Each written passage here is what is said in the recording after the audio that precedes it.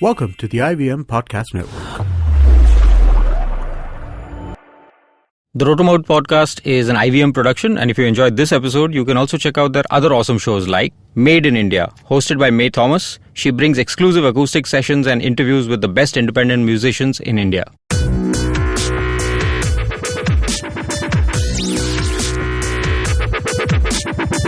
Welcome to the Rotormouth podcast. This is Sanjeev. And this is Tushar. Good morning, Tushar. Good morning, Sanjeev. It's actually not morning, but ठीक है. Chalega, it's morning for me. Okay, we are talking about the new BMW 5. Why? Because you went for the launch. I did go for the launch. I was supposed to come, but I didn't come. It's an interesting launch. I don't know if I told you back when it launched, which was what, last week? It launched last week at the NSCI. We were talking about going for it. Then I was stuck somewhere, so I couldn't make it in time. Right. This is what you get for attending meetings. Yes. Nonsense meetings. Anyway, so BMW 5 Series, new one, launched last week. Sachin was there. Sachin Tendulkar. He's always there. Sachin is apparently a big fan of BMWs. He has a lot of BMWs. Is he an official ambassador? I don't know if he's an official ambassador. I don't think he is. Okay, I'm not sure, but he's certainly a fan because he keeps buying them and he likes them a bit and he talks about them also. This is not just... See, I think the good thing is that whether he is or isn't an official ambassador, he is a user and an enthusiastic and passionate user. I was coming to that because if you've seen that video that he's done with Autocar India, in that when he was interviewed, he really knows his cars well, especially BMW. Right. So he was there. They had hired out the entire NSCI stadium. They created a whole the dome set over there. Yeah, the dome, which is like a huge place, huge personality, of course. So then he drove one of the cars. He actually drove. This wasn't like he drove it up on stage. Yeah, he drove it up on stage. Came out, spoke to Vikram Pava, who is the head of BMW and ex-head of Harley Davidson India. Right. That's right. So they spoke together and it was a huge setup, man. There was some, if I remember correctly, Abhay Dange, who's the head of communications there, mentioned over 340 journalists. Did they let you guys get onto stage and drive the cars? No. So there was just a tiny little podium sort of area for the centerpiece, which was the car. There were 5 cars on display in total. Okay. 4 of them were at ground level, and the central one, which Sachin drove onto the display area, was slightly raised, like a 2.5 feet raised. No, why I asked you that is because in the evening I was checking it out on Twitter. I think they had called a lifestyle section, all lifestyle. No, so I think in the evening there was some kind of a hot shots and customer sort of event. Yeah, there were a whole bunch of lifestyle type bloggers. Our friend Rian was there. I saw Rian's tweet and he was driving it on, or he was sitting with somebody while they were driving it on stage. Right. So of course it's a large flat area, so you can sort of take a small chakkar in the car and get a sense of it. So that was there. Important stuff about the car, all new 5 Series, which is important. It's made in Chennai. As long as the new long wheelbase? No. It is not as long as the E-Class long wheelbase. Of course, thank you for bringing that question up first shot, because that is what everybody is going to be thinking about. Yeah, that's exactly what the customers will think about. Yeah, but it is larger. It's got more interior space than the previous 5 Series, which is important. There's more shoulder room, headroom, leg room, everything. There's more room in general.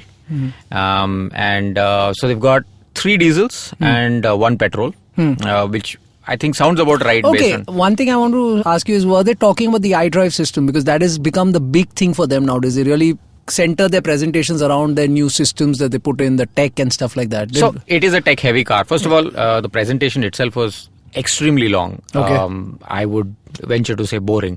Mr. Pava. How long was it? I think Mr. Pava spoke for a good 30-35 minutes about past, present, future of the company, etc., and it went on and we were kind of bored. But then finally the cars came out, and of course the car is an impressive thing. It's quite tech heavy. The iDrive that you're talking about, so BMW, and I think they're the only ones doing this right now in the industry. Perhaps it'll come up in other places, but now it has gesture control. Gesture control. So basically you can just, while you're driving, you can sort of let one hand loose and create a spinning motion with your finger, and that'll raise or lower the volume depending on which direction you're going. It only lowers the volume and all, right? It doesn't do anything else. Well, you can, for example, you're taking a call. You can just point a sort of jab at the air towards the dashboard and it'll take the call. Okay. Or if you wave your hand, in a dismissive sort of gesture, it'll cancel the call. So, but this kind of thing, does it come on automatically or does it... I don't know if you can disable it. It's there. Okay. It connects to it's part of the iDrive system and you can do these funky things with it. It's quite a party trick. Yeah, because this car, as you know, was showcased last year. Yeah. And a lot of our brethren have already gone and driven it. Yes, indeed. A lot of our Amir brethren. Yeah, they've all... Children of a higher god. Children of a higher god. Yes. Yes. That's a nice term, actually. Thank you. Yeah, so those guys have already driven it. And that's when I read a lot about this iDrive system. And a lot of people are talking about this whole gesture control thing. Yeah. So that was... I think that is one of the USPs of this car. Yeah, it's pretty cool. And like I said, they've got 3 diesels and 1 petrol, which sounds about right based on, our sort of market. We do buy a lot of diesels. And these are all automatics, obviously. Yeah, all are automatics. So there's the 520D, which is the sport line, which is like essentially the base model. Okay. Then there's the 520D luxury line. And then there's no expensive version of the 520D. It jumps straight to the 530D M Sport. Okay. So the M Sport is basically the the slightly sporty. This is not for those of you who don't know. The BMW M line of cars is essentially their performance line. Much like the AMG cars. Much like AMG has in Mercedes, BMW has M. No. But AMG and M are like sort of in-house tuning outfits. In-house tuning outfits, and they have their own fan following, and now people buy these cars specifically with these tags to it. So Mercedes has done it with the AMG Sport series, I think, and BMW is doing it with the M Sport. Right. So this is not an all-out M car. This has not got an exotic engine or fancy suspension or crazy sort of electronics and all that. It's basically more of a visual tweak kind of thing. And of course the 530D that they've come up with, the 530D M Sport as it is fairly potent. We're talking about 5 second something 0 to 100 time, and it's got 620 Newton meters of torque. 620. Wow. I actually checked this. Some of the entry level Tata dumper trucks that you would buy have less torque than this car. Well, the kind of stuff you would be doing in this car, I wouldn't want the truck drivers to try that in a dumper truck. Yeah, I hope not. But it's there. I thought that was an interesting tidbit of information. So it's there. To sort of expand on what you're saying, the 5 Series is one of their more popular models. Right. People tend to buy them because it's a nice sweet spot between the huge Luxobarge 7 Series and the more entry level 3 Series. The 5 Series obviously works for them. They've got that brand cachet from the giant killing vehicles like the M5. They've got that legacy behind them. So, but here in India, it's going up against the E-Class, and it's going up against the E-Class, which is the elephant in the room because the E-Class has that crazy long wheelbase. But now, like I said, there are 3 diesels and 1 petrol. The petrol version is only available in 530i trim, and the base diesel doesn't have this, but the other 2 diesels, the luxury line and the 530D M Sport, have again this active damper system. Yeah. And also I'm reading the basic kit will include multiple zone climate control, electric adjust front seats, LED headlamps and a lot of... all that stuff is there. But the important thing was that apparently the ride quality is very controlled, sporty but comfortable. I think what will be a differentiation factor, as is the case with most of these cars, on features they are more or less the same. Yeah. But it comes down to the ride quality. So things like this. So if the ride quality is good in either one of them, that will be a big factor. Yeah. So the interesting thing about the 520D, at least the luxury line and the M Sport models in the diesel, is that they have active dampers, and this is important. Okay. I don't know if you've experienced, I'm sure you have. You've experienced these cars, these luxury cars that have active suspension. Yes. Either air suspension or whatever they call it in their own. Audis have it, Mercedes have it, and this 5 Series also has it.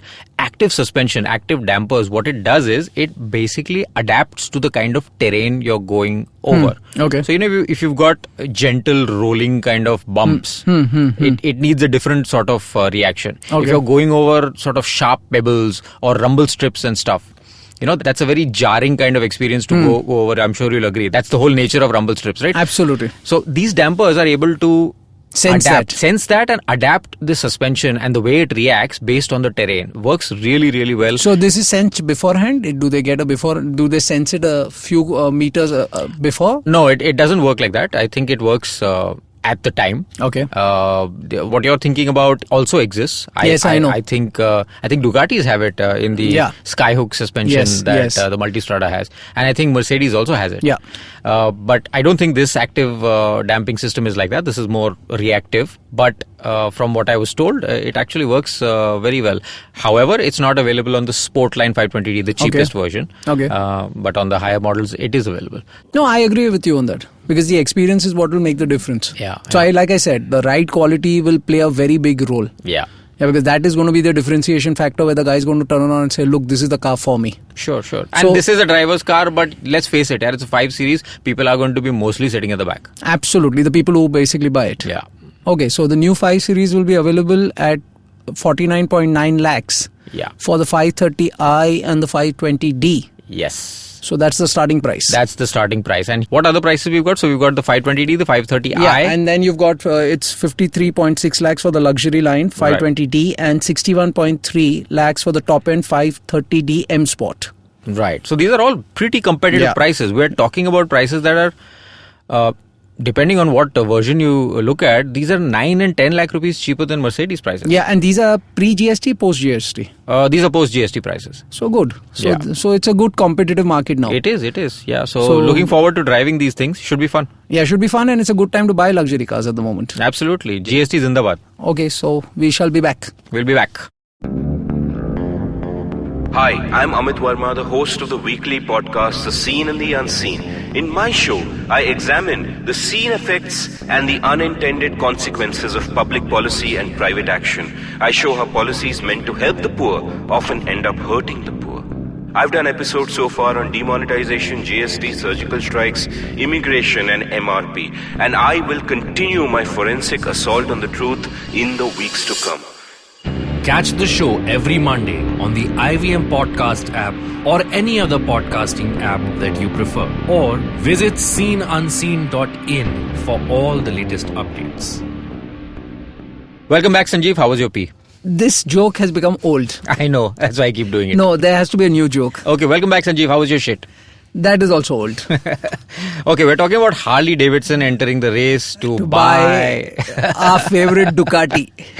Okay, so let's put some perspective back here. When we started shooting our video series, the pilot episode, we had at the time rumors of Ducati being bought over by... Not bought over. At that point, it was making motorcycles in India and tying up with Hero MotoCorp or Royal Enfield. Yes, right? That was the original rumor. That was our test video, our pilot video. We never put it out there. Yes. But that was a bit of news. Then, more recently, a video that we did publish talked about Royal Enfield buying it out, because this time the owner of Royal Enfield was very verbose in saying that they have shown interest. He didn't go as far as to say that he's going to buy it out and he's in the race. But he was far more verbose. Right. And of course, we put that perspective out that, bhai, it's a tiny rumor. It's probably based on some fire. You see the smoke, there's some fire somewhere. And, there was a lot of course, hoopla and lots of social media activity around it and all that. And essentially what we were saying is, could they buy it? Yeah, they could buy it. If they've got the money, if they can raise the money, they could buy it. Is it for sale? We don't know. Are they interested in buying it? We don't know. But now, I wouldn't say that the rest of the world is vindicated and we are eating crow, but there seems to be more smoke, which is probably more fire. Now, Bajaj has also supposedly entered the fray. And TVS. And I heard a story saying, I read a story actually saying that TVS has moved away because they didn't like the price point. Okay. So Harley is the latest entrant now. Okay. So just some perspective. Ducati is a fancy Italian superbike maker, right? So they make these super premium motorcycles. Okay. Ducati has been, since 1926, it's had 11 owners. 11 owners? Yes, including the Ducati family. Wow. The government has owned it twice. Wow. Kajiva Group has owned it. There are people like Texas Pacific Group. This is like full Amar Akbar Anthony shit. Yes, ना like वो आके वो बच्चा वो father के दरवाजे पे छोड़ दिया. Yes. कि father तुम ही देखो इसको. Yes. वो बड़ा बन के Anthony Vardy में गुंडा बनेगा. Yes, and then it's been owned by Performance Motorcycles. It's been owned by Invest Industrial Holdings. It's owned by various Texas Nobody Pacific wanted Group. to keep this around. No, people have owned it for a longish period. People have owned it for a period of 9 years, 10 years, 11 years. Okay. And now it's owned by the VW Group. And they've done pretty well under the VW Group, right? Yeah, it's a profit-making concern now. Yeah, it's doing well. So why do they want to sell it? Well, it all comes down to, there are two theories to it. One is, of course, the theory that we touched upon was that because of the emission scandals, they have allocated an X amount of money to pay as fines for that. But then the sale of Ducati is going to be a drop in the ocean. Yeah, we mentioned that in our calculations, right? Yes. So the other theory that I've read about is that now since VW wants to go green and it wants to be environment friendly, and Ducati is not moving in that direction in any way. Thank God. Yeah, it doesn't fit in the scheme of things for VW, and hence they want to sell it.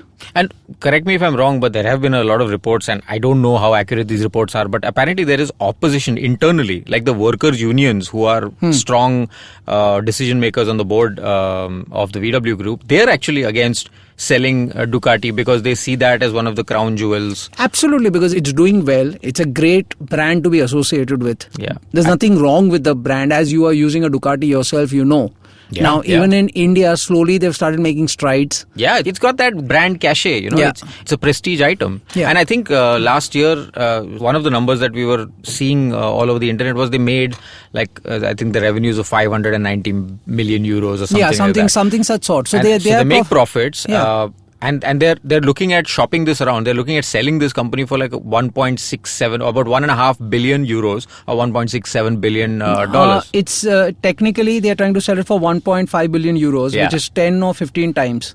Its value. Yeah. It's present. It's present value. But, you know, like you said, it's a drop in the ocean. Why would you let this it's a very strange thing. And now with Harley coming in, of course, Harley's also had a history of owning various brands down the years. Yes. They've owned Cagiva, MV Agusta, Buell. Yes. They've always wanted these performance motorcycles because as I was reading that Harley's sales have started slowing down because the traditional Harley user internationally is aging.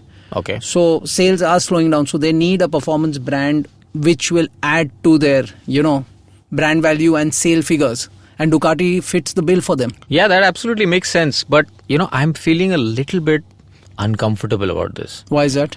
Well, like you mentioned, they've owned Cagiva, MV Agusta. I don't know if there was a connection between MV Agusta and Cagiva. But anyway, so Harley has been... Cagiva's owned Ducati also at one time. Buell was financed by Hero MotoCorp. That was recently. Before that, they were owned by Harley until they basically decided to shut it down. So, Harley has owned prestigious brands in the past, but they've not been able to make a go of it exactly at those times. But then to be fair, with 11 past owners, Ducati, other people also haven't been able to make a go of Ducati until the VW group happened.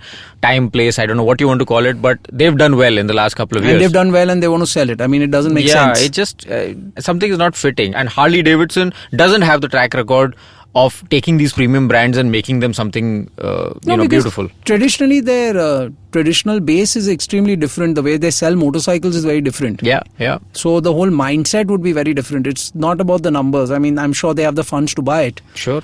Yeah, but selling a Harley and selling a Ducati are two different motorcycles. Sure. But let's do a thought experiment. What do you think would happen if Harley did actually buy Ducati? What would happen to Harley and Ducati India? I'm sure they'll have a lot of first fear would be is will they merge the companies in India, which I don't think will happen. They'll keep them independent entities. Sure. They'll be independent. No, there's no doubt. You're not going to be able to have Harley Davidson Panigales anytime soon, thank God.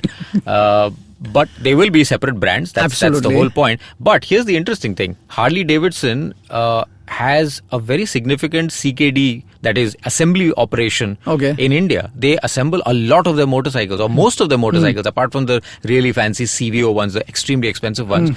Most of their motorcycles they assemble in India, which is a great advantage to them because they pay lower taxes and they are able to have competitive pricing. Now, Ducati's whole business model in India is that they import fully built motorcycles from Thailand, Yeah. with whom we have a free trade agreement, free so there are trades. lower taxes.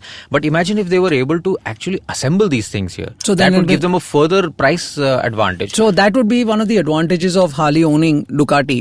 Yeah. But somebody went as far as on putting it up on Twitter last week, saying that they're going to come up with the news when exactly the sale is going to happen. Okay. So nothing came out of it. Right. So those rumors just keep on fueling themselves. I don't know why Ducati is going to be sold, because like you said, logically it doesn't make sense. Right. But if it does sell, Bajaj is also one of the players. But then the thing is, Bajaj already has a tie-up with KTM. They do, yes. And KTM They makes, own 49% of KTM. Yeah, so KTM makes similar kind of motorcycles. Some. Yeah, some which are performance driven. So for Bajaj, what I was reading was it doesn't make too much of a difference, because Bajaj already has a brand like KTM with whom they're doing exceptionally well. Yes, they are. But again, thought experiment. Let's just play in our minds.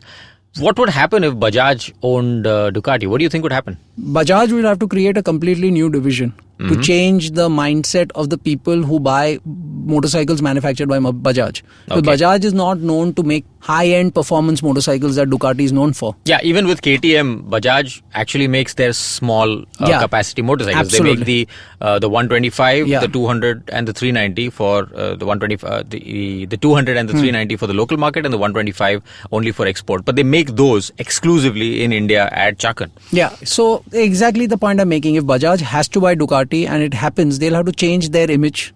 They'll have to create a whole new division. And then he'll have to convince people that the kind of motorcycles that they're going to make is going to be true to the character that Ducati is. I think it would be awesome. You know, there's a lot has been said about Bajaj levels of quality and how they don't exactly match up to the Japanese levels of quality. But you know what? Bajaj is able to offer really high value and really low prices. I agree with that. You can buy a KTM today and you get a really high performance motorcycle, and you can actually maintain it. Our engineer has a brand new 390 and he's really happy with it, and the fact of the matter is that he can afford to maintain it. I can afford to. I did have a KTM in the past and I could afford to maintain it. I want to buy a Dominar. There you go. You could buy a Dominar and certainly be able to maintain it, because these are really cost-effective bikes to do. If Bajaj could bring that to bear with Ducati without really diluting any part of that brand, that would, of course, मैं ख्याली पुलाव पका रहा हूँ, but because I think it will work either ways, because even if Harley buys it and they manage it in India, Harley has a good brand image in India now. It does. Harley is doing very well. So it'll be interesting if it's bought by either of these parties. Yeah. Let's see what happens to that. Yeah, so no smoke without a fire, and obviously the fire has been raging for quite some time. Yes. If you look at the reports on the net, now you've got more and more information. You keep coming up with this one boutique investment agency called Evercore. Yes, very important. Right, who have apparently been sort of shopping around and trying to find a buyer for the VW Harley group. has appointed apparently Goldman Sachs. And Harley has appointed Goldman Sachs to work this side of the deal. Right. So yeah, let's see. The lots of names are coming up. So this is a story we'll revisit again and again. I think so. I think this is going to be like, one of those days like, यार आज क्या बात करते हैं? And we'll talk about this. Oh wait, Ducati क्या कर रहा है? अरे हाँ, इन लोग का कुछ और बवाल चल रहा है. Exactly. Okay. All right. So that's about all we have for you this week. Catch the Rotormouth podcast on iTunes, SoundCloud, YouTube, or the IVM podcast app, or any other podcast app that you'd like to use. And we'll see you next week. Okay.